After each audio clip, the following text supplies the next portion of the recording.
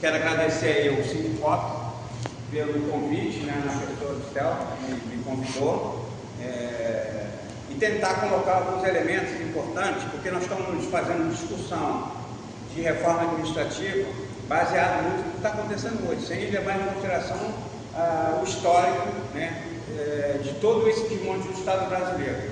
Então, como eu sou um servidor público há 43 anos, eu conheço muito bem esse desmonte, porque eu fui parte, vivi parte desse desmonte quando eu entro no IBGE na década de 80.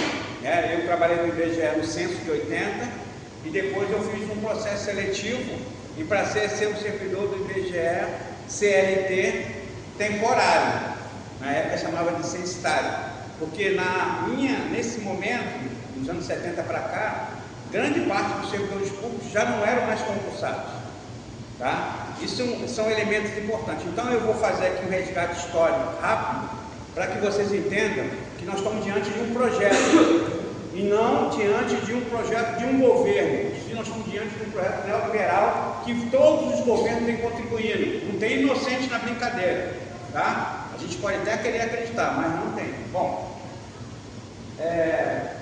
eu vou fazer um corte temporal aqui na década de 60, né, onde nós temos um elemento central que inclusive está sendo estudado pelo governo, que é que em 1967, no governo militar, foi editado um decreto, o decreto 200, que é a primeira reforma administrativa do Estado, né? E isso aqui é muito importante, porque foi nesse decreto que está sendo estudado pelo governo, o MGI e a CGU criaram um grupo de trabalho para estudar o decreto 200, para, a partir do estudo, apontar um projeto de lei de uma possível reforma administrativa que não seja essa do Centrão ou da extrema-direita, né?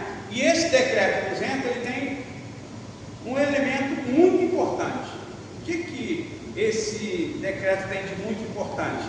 Ele é o decreto que possibilita que tenha, dentro do serviço público, duas gestões, estatutária e CLT, que é o que nós estão tentando viver exatamente isso. Bom, e por que o governo estuda um decreto da ditadura? O governo que nós ajudamos a eleger. É uma interrogação bastante importante para a gente poder pensar, né, sobre essa questão. Bom, os anos passados, mais um pouquinho, em 1970, eles aprovaram uma outra lei no governo ditatorial. Eles aprovaram a lei 5645 de 1970, que é aquela lei que chamava do PCC, do Planos e Carreiras de Cargo, da década de 70. Por que eu estou resgatando tudo isso? Para que vocês entendam que é um processo, é um projeto. Então, para a gente poder saber o que está acontecendo agora, efetivamente em 2025, o que vai acontecer em 2026, a gente precisa entender esse histórico. Então, quando eles aprovaram essa lei 5645 de 70, eles ali criaram e dividiram os serviços públicos em 10 grupos. É importante, porque vocês podem ver lá quais são os grupos. Aqui vocês vão entender por que determinados setores têm tratamento VIP e outros não têm. Por que a educação, por que o IBGE, e por que alguns setores como Polícia Federal, Receita Federal, Advocacia Geral da União têm um tratamento VIP e os outros servidores não têm. Nós estamos falando aqui de uma definição de um projeto de governo que define quais são os setores estratégicos para ele. Isso efetivado em 74, quando eles fazem uma outra lei, que foi a lei 685 de 74, que essa lei separa os servidores em dois grupos: os inerentes ao Estado e o resto. Tá? Isso aqui tem uma correlação direta com a lei 5645 de 70 e essa lei agora do governo militar, que foi sancionada pelo presidente militar da época, o general Ernesto Geisel. Quando eles fizeram essa lei, eles disseram assim, os inerentes ao Estado são aquelas funções, aqueles setores que executam atividade que só o Estado executa. Educação só o Estado executa?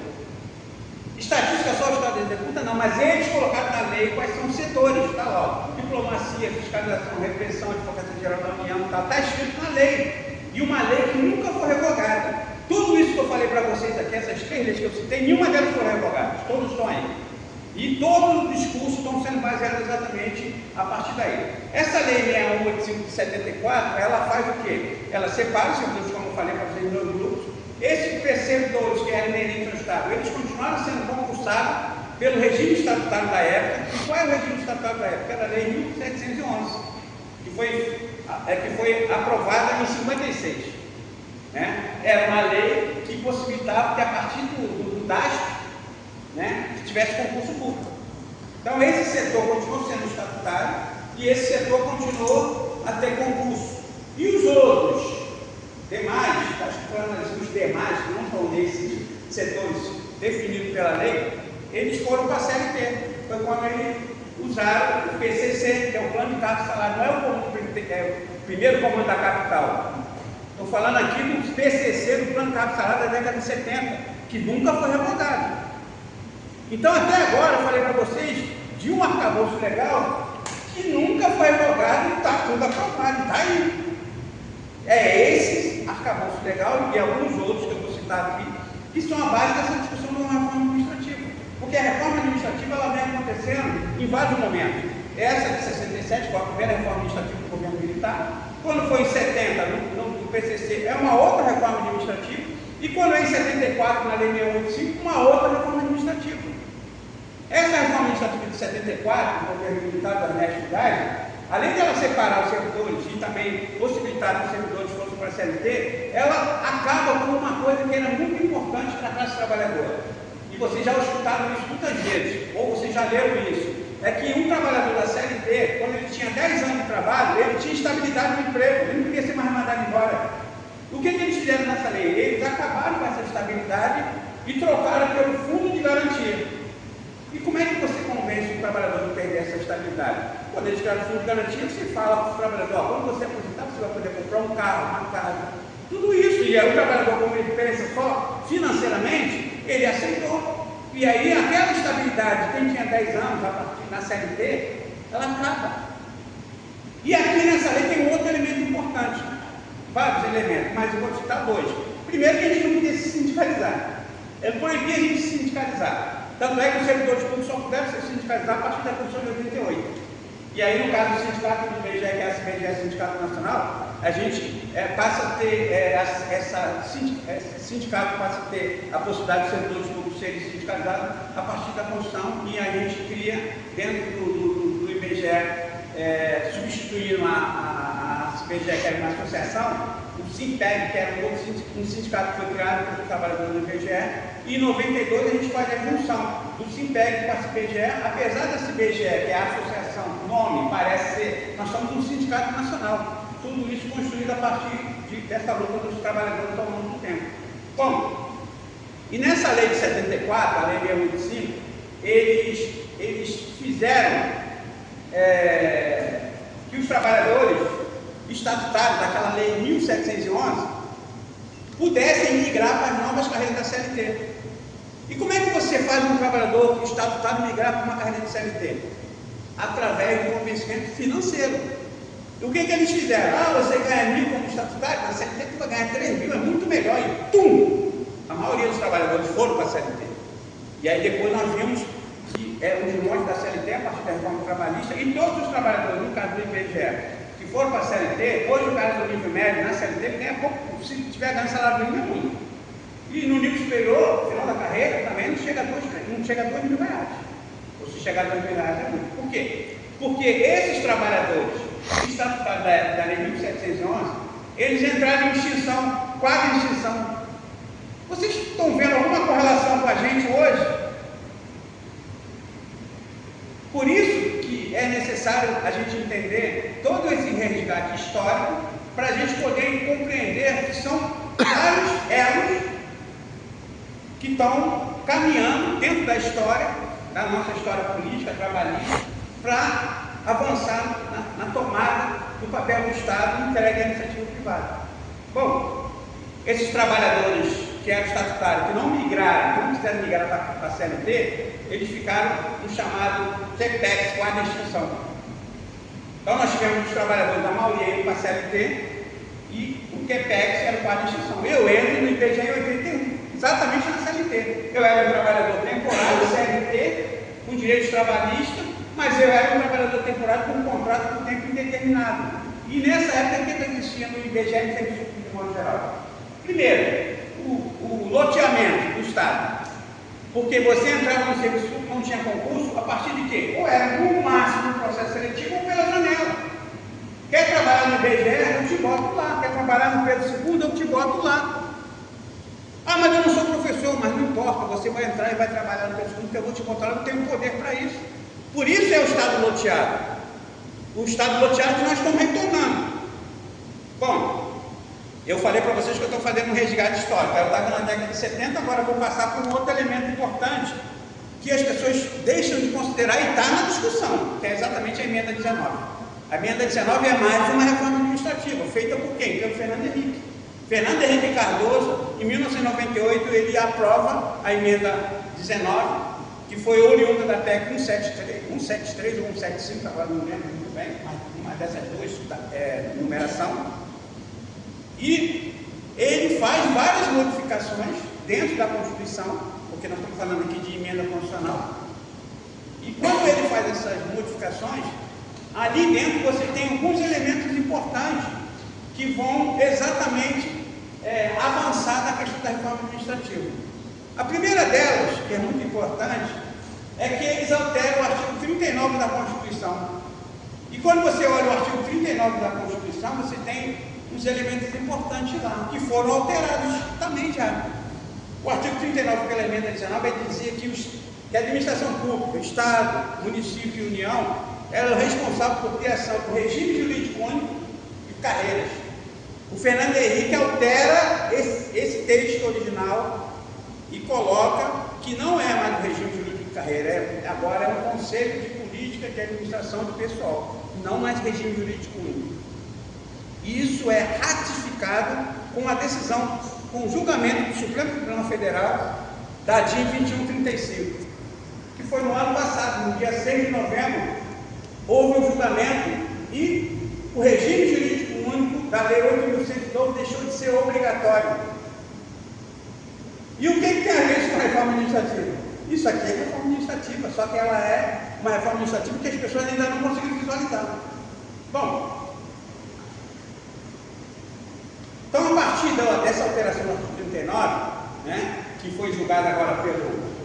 Como é que eles julgam essa DIN 2135? A DIN 2135 é uma ação direta de constitucionalidade que foi feita pelos partidos políticos PT, PDT, PSB e PCdoB, que eles contestaram essa alteração feita por Fernando Henrique, dizendo que ela era inconstitucional. E isso foi passando. Em 2007, a ministra Carmen Lúcia, ela dá uma liminar. Então, o RJU, pela Lei 8.112, ele existe por liminar até 2007. 2007 até agora. E as pessoas não devem prestar muita atenção nisso, mas era uma liminar que garantia um regime jurídico único. Bom, e aí, a Carmen Lúcia votou a favor, que ela falou que tinha... Por que ela vota a favor? Ela vota a favor não porque ela entendia que o mérito era correto. Ela vota a favor porque teve um erro material. Qual foi o erro material que aconteceu nesse julgamento para ela dar uma liminar? Como o artigo 39 da Constituição, ele era muito controverso, mas ele fazia parte de uma PEC, ele foi separado e foi colocado separado para ser votado, para ser julgado votado separadamente, mas ele foi votado como uma PEC. Sabe o que aconteceu com esse voto? Ele só conseguiu 298 votos e não 308, como é o mínimo para você aprovar uma PEC. Então houve um erro material. Não conseguiu os votos mínimos, então ele não poderia ser aprovado dentro da emenda 19 de 98. E aí isso veio rolando, o decano Gilmar Mendes diverge. Como agora, ele acabou de usar um termo jurídico que eu nunca vi daquilo, mas que o Washington Reis poderá voltar como candidato a governador, sei lá o que ele quer, porque o cara está condenado, mas ele entendeu que depois vocês vão ver o que é. Esquece. Tá? Mas para você ver quando nós estamos diante. Então, o Gilmar Mendes, ele diverge da Carmen Lúcia. Ele falou assim, não teve erro material nenhum. Por que ele diverge? Porque o relator da PEC 175, que era o Gatangorá, quem não sabe quem é o Gatangorá, é o Moreira Franco, que era deputado federal do Rio de Janeiro, de Niterói, do Rio de Janeiro. Ele era de Niterói. Ele era o relator dessa PEC. E ele, o que ele fez? Como não conseguiu os votos, porque a PEC era para ser do voto, ela não conseguiu esse voto mínimo, ele fez uma manobra, criou um novo documento substitutivo, alterou a posição desse artigo, colocou em outro lugar, levou a votação na comissão especial, votou no primeiro e segundo turno e conseguiu os 308 votos. Então, a partir disso, o Gilmar Mendes pega essa manobra que foi feita, sem ninguém saber, e diz que não existe erro material porque foi cumprido o voto em 2 turnos na Câmara e no Senado. Então, está correto. Isso vai a julgamento no dia 6 de novembro do ano passado. O que aconteceu? 8-3 para o texto de Fernando Henrique prevalecer. Então, a partir de agora, a partir dessa decisão do Supremo Tribunal Federal, o regime jurídico único, ele não é mais obrigatório. Ele não é mais obrigatório. Você pode ter, mas não é mais obrigatório. E quando você não é mais obrigatório esse regime jurídico único, você abriu as portas do inferno. Você está dizendo que agora a União, Estado e município poderá usar qualquer tipo de gestão no serviço público. Se o IBGE se animar de fazer um próximo concurso na CLT ou temporário, ele pode. O Supremo Tribunal liberou. Se vocês olharem para vocês, vocês vão ver, na educação, uma grande parte, a maior parte de vocês são temporários. Isso vai avançar, porque o grupo de trabalho que está na Câmara e também o grupo de trabalho do MGI com a CGU estão estudando uma possibilidade de uma reforma administrativa. O governo é contra uma reforma constitucional, que é a PEC 32, ou qualquer outro tipo de PEC, mas ele não é contra uma reforma administrativa infraconstitucional. Significa que você pode fazer portaria de decreto e tal, como está acontecendo. Eu não sei se vocês sabem, vocês estão reclamando que vocês não receberam o acordo salarial. Dentro do acordo salarial, que todo mundo só está olhando para a questão da reestruturação de carreira financeira, eles botaram uma função de jabutis. Um deles, eu vou falar para vocês, pegaram os trabalhadores analistas de vários órgãos e colocaram que esses trabalhadores vão estar baseados no MGI, não mais no órgão. Eles botaram, e aí eu perguntei ao governo o Feijó se ele podia explicar isso. Ele falou que não podia explicar isso porque foi uma imposição do centrão da extrema-direita. E eles foram obrigados a aceitar. Sabe por que eles foram obrigados a aceitar? Vocês lembram que a nossa regra era uma MP, uma medida provisória, que caducou no dia 2, porque o governo não conseguiu transformar em lei. E aí, para poder garantir o governo não sair tão ruim na foto, ele teve que fazer um projeto de lei e aceitar que o centrão e a extrema-direita colocasse uma função simplificada que ninguém estava prestando atenção. Eu, na última reunião de formação, falei, nós temos que pegar essa lei e examinar. Uma das questões que estão lá, além dessa que eu falei para vocês, tem uma outra, que é exatamente a questão de pegar cargos vagos, transformar em outros cargos vagos ou cargos de comissão de chefia. Aqui no Rio de Janeiro, nós temos um edital do TJ do Rio de Janeiro, um concurso público aí. Eles pegaram mais de 650 cargos e transformaram em cargos comissionados. Vocês viram uma desembargadora falando assim, eu gosto de trabalhar com comissionado porque o comissionado não sai às 8 horas. Ele sai às 20, às 21, às 22, ele trabalha, se quiser trabalhar na madrugada, ele faz, esse é o melhor do mundo. Então, eles pegaram cargos vagos no órgão da justiça e transformaram em cargo de comissão. Quem é o cargo de comissão? É o juiz que vota. Né? E esse cara, como eu que voto você, eu estou sujeito a todos os assédios que você vai propor para mim como trabalhador, assédio moral, assédio sexual e essa exploração do trabalhador. É isso que eles querem no serviço público, eles querem retomar exatamente esse estado bloqueado. Bom, estou na emenda 19, né? A emenda 19 ela tem alguns outros elementos, vou acelerar, que é importante. A gente tem a impressão de que nós estamos defendendo a estabilidade. Será que todo mundo sabe o que significa isso? Porque é o seguinte, nós temos 2 termos importantes que precisam. Eu tenho escrito alguns textos, tenho explicado para vocês. Nós temos um texto. Eu tenho um texto que eu escrevi que eu defino o que é estabilidade e o que é efetividade. São 2 palavras que parecem ser sinônimas, mas elas são totalmente diferentes. A estabilidade diz respeito ao trabalhador e a efetividade diz respeito ao seu cargo em decorrência do seu concurso público. Então, a emenda 19, ela definiu quem são os servidores estável e excepcional, não estável e estável efetivo. Eu falei para vocês que eu tenho 43 anos de PGE e eu tenho 81. Eu sou um servidor estável excepcional. Por que eu sou um estável excepcional? Porque a minha geração não fez concurso público, eu fiz processo seletivo. E aí você está na Constituição, está escrito assim, ó, o servidor que entrou admitido no serviço público 5 anos antes da Constituição, 88, 5 anos antes de 83. Para trás, sem concurso, não estava, o servidor estava excepcional, que é o meu caso. O servidor que entrou 5 anos antes da Constituição para frente, até o primeiro concurso do órgão, esse nem estabilidade tem. Ah, mas quem tem 42 anos, não tem estabilidade, porque você não entrou para o concurso. Você está falando de estabilidade? Eu estou falando de Constituição. O que eu estou dizendo para vocês aqui está na Constituição. Então, quando o cara diz para vocês assim, não vou mexer na estabilidade. É verdade, ele não precisa, já está tudo na Constituição. Eles vão mexer? Não, eles vão simplesmente separar a gente, ferrar a gente. E a gente está gritando que os caras vão defender a estabilidade. Que estabilidade? Se nós já perdemos grande parte. Mesmo o trabalhador estável efetivo, aquele que fez concurso, está lá na Constituição. Se houver problema de excesso de gasto com o pessoal, o trabalhador efetivo, aquele que fez concurso, pode ser demitido. Pode ser demitido. E aí, eles ficaram com pena da galera. Não vou mandar o cara demitido com a mão na frente e outra atrás. Está lá escrito na Constituição, olhem lá, artigo 169 da Constituição. O trabalhador demitido efetivo, ele tem direito a um salário por cada ano trabalhado. Se você tiver 10 anos de trabalho, por exemplo, você não vai sair com a mão na frente e outra atrás. Você tem a indenização de 12 salários, que é um ano.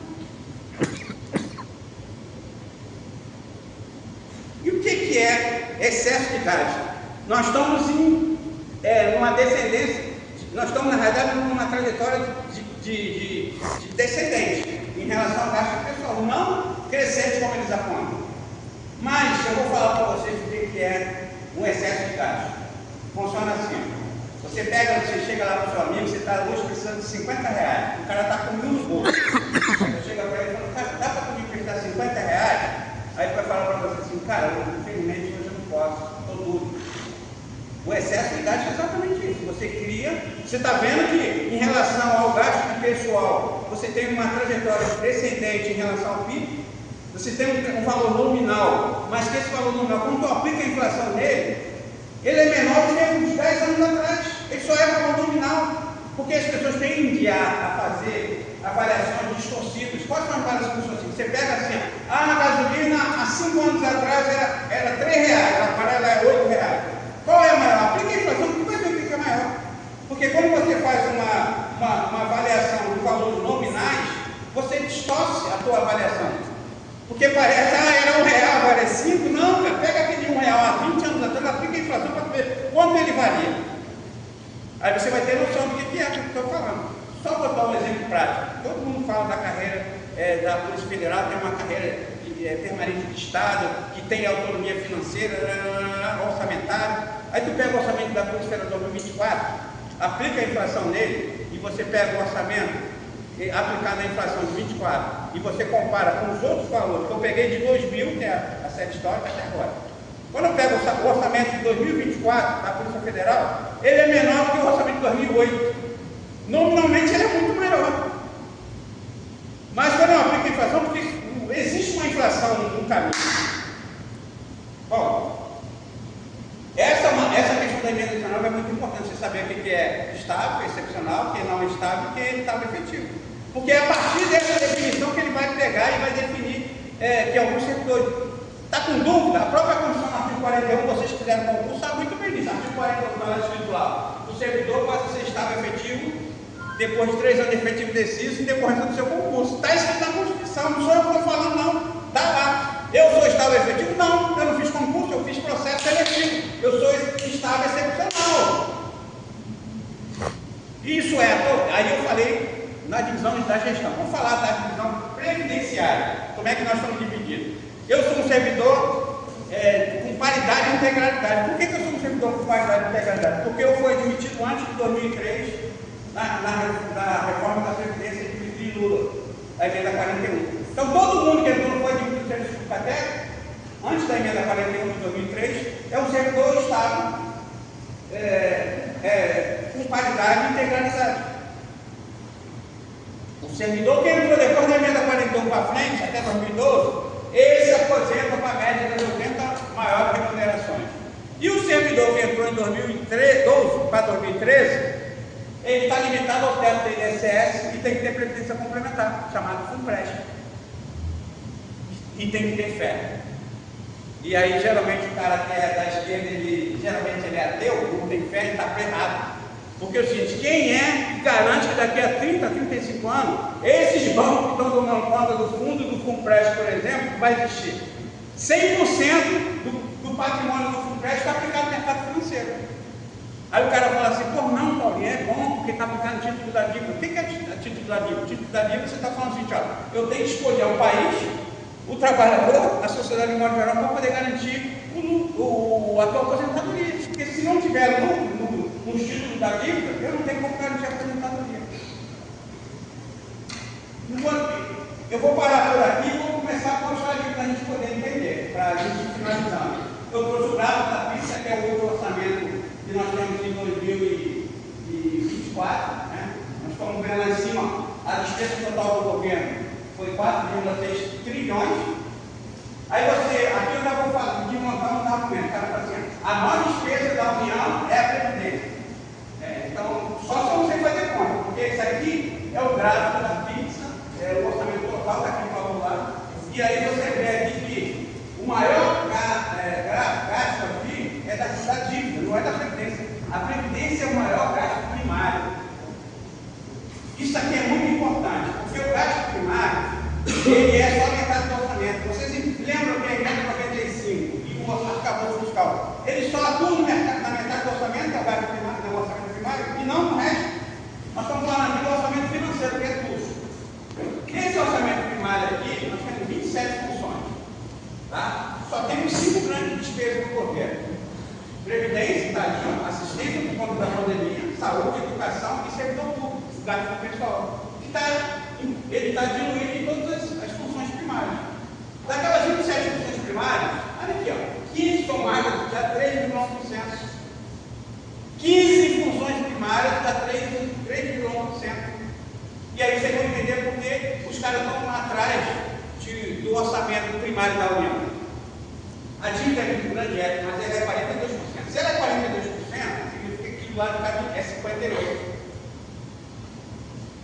E aí, por que eles querem? Porque, se vocês olharem a emenda 32, o texto original, ele tinha lá, no texto original, a possibilidade de incluir na Constituição mais 8 princípios, dos povos que já tem. E um dos princípios que eles queriam colocar lá era o subsidiário. O subsidiário é o Estado financiador. E vocês que são da educação, vocês vão entender muito bem o que eu estou falando, porque a educação, por exemplo, no Rio de Janeiro, ela é, na sua grande maioria, ela é executada pelo setor privado. São as OS que estão acontecendo com a educação, com a saúde. Né? Por quê? Porque nessas funções primárias, vocês têm os outros parceiros, que não são só os financeiros, aqui estão os grandes empresários. Da Previdência, da Assistência, da Saúde, da Educação, são eles que querem que o Estado seja só subsidiário, que é o quê? Financiador, mas eu que vou executar a política do Estado. O Estado paga e eu executo. E como é que eu executo essa política? Porque vocês estão vendo que o orçamento primário não está diminuindo. Eu fiz uma tabela, que depois eu vou mandar para vocês, pegando uma série histórica bem pequenininha, 14 até agora, você vai ver que em nenhum momento o orçamento primário foi menor do que a dívida, nem nunca foi. Agora, o que eles querem é exatamente isso. Tanto é que você vê, as audiências que estão acontecendo lá no Congresso Nacional, elas vão ao encontro de quê? De que o terceiro setor, por exemplo, que são as ONGs, esse pessoal dos empresariados que eles querem exatamente acompanhar essa parte do orçamento. O Estado subsidiário, mas não executa. Isso está acontecendo em todas as áreas. O IBGE tentaram fazer lá uma fundação IBGE+, e está acontecendo em vários outros setores do serviço público. Né? E aí vocês vão ver que por que será que tem essa garantia toda para a dívida pública? Vocês já viram que na Constituição tem uma garantia? Talvez vocês não tenham visto, mas lá você não consegue mexer aqui, porque está garantido na Constituição. A LOA de 2025, ela tem uma previsão de gasto para a dívida pública de 2 trilhões e 529 bilhões. 2 trilhões e 529 bilhões. E por que ninguém fala nisso? Porque na Constituição, artigo 166, parágrafo 3º, inciso 2º, a linha B, diz que a dívida pública não tem limite nem dotação orçamentária. Então, quando você vai discutir a LOA, você discute a educação, discute o IBGE, discute a dívida, isso não tem autorização para você discutir. Está na Constituição e não é à toa que aconteceu. Qual o nome da nossa Constituição? Cidadã? Mas essa cláusula, esse artigo está na Constituição em 88. Porque esse é o principal pilar que garante a dívida pública no Estado brasileiro. Se você pegar o orçamento da União, 3 anos da Constituição, da promulgação, 1985, 86 e 87, você vai ver que o gasto médio com a dívida era 15% da despesa da União. 15%. Quando foi em 88, que é a promulgação da Constituição, já pula para 19%. Quando foi em 89, um ano após, já pula para 63%. E quando é em 90, pula para 70%, que é colo de mel. É para vocês entenderem o que é a dívida. A dívida é uma ferramenta do capital para botar de joelhos as nações e os povos, para que eles possam cada vez mais ganhar lucros sem fazer nada, chamado rentismo. É o que está acontecendo no Estado brasileiro. Então, a discussão da despesa, da reforma administrativa, ela não pode passar só por essa questão de estruturação do Estado na questão das nossas carreiras. Nós temos que entender que o projeto é muito maior do que a gente está pensando. E se a gente não for por essa área, essa trajetória que eu coloquei para vocês, a gente vai daqui a pouco cair nas armadilhas. A última coisa, aquele grupo de trabalho que é coordenado pelo Pedro Paulo do Rio de Janeiro, aqui do PSD do Rio de Janeiro, e tem como relator o Zé Trovão, do PSL de Santa Catarina, ele tem algumas mudanças estruturais na Constituição. A primeira delas que eles estão propondo é que o trabalho temporário ele passa a ter uma lei nacional. Ah, mas já tem trabalho temporário? Não, mas tem trabalho temporário, mas não tem lei nacional, tem lei federal. A lei 8745, ela rege o trabalho temporário na União, mas os estados, na maioria deles, não tem lei estadual para trabalho temporário e município nenhum tem. Então, estou propondo que crie uma lei nacional para reger o trabalho temporário. E o pulo do gato, que dentro da lei 8745 você tem lá uma expressão que é o excepcional interesse público. Você tira o excepcional interesse público, você pode botar temporário aonde você quiser. É o estado loteado da década de 70 e da década de 80 quando eu chego. É para lá que nós estamos caminhando. Se esses caras aprovarem o estado loteado que eles estão falando, não, eles querem botar o trabalhador temporário com 6 anos de contrato, mas é por tempo determinado e com direitos, é exatamente quando eu entrei no serviço público. Eu tinha carteira assinada, só que o meu contrato era por tempo indeterminado e eu tinha um salário muito próximo do quadro permanente. Mas agora não é isso que eles estão propondo. Eles estão propondo essa destruição dos montes do Estado brasileiro e colocar cada vez mais menos direito na mão desses trabalhadores. A outra coisa é a questão da própria avanço tecnológico, que eles estão propondo, que vai ser obrigatório a criação de plataformas eletrônicas. Significa que nós vamos perder o servidor de carne e osso. Daqui uns dias, vocês já vão ver isso aí, vocês vão ver na internet, o setor privado não usa muito isso. Eu pago você para fazer aula para mim, para você dar aula lá virtual, aí você morre, mas a aula é minha, eu paguei, eu sou dono de você, você vai continuar dando aula para mim mesmo morto. A família não tem nem o direito de falar, de querer ganhar alguma coisa, porque eu comprei os direitos de você, e você morto vai continuar dando aula.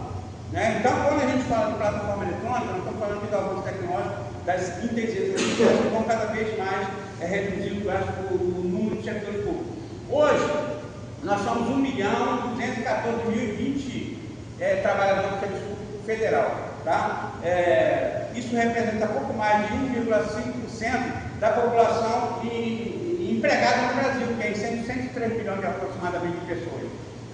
Quando a gente pega esses dados e compara com a OCDE, o Brasil está na metade da média da OCDE. E a população brasileira tem alcançado, no último censo de 2010, aumentou para esse censo agora, aumentou 12 milhões aproximadamente de pessoas. Então nós temos um crescimento populacional, redução do gasto público e redução de quantidade de servidores. Nós temos hoje, entre 2019 e até maio de 2025, que é o último dado que tem lá no painel de estatística pessoal, nós perdemos aproximadamente 59 mil servidores. Perdemos como? Perdemos, os caras deixaram de ser pensionistas, e aí sai da folha.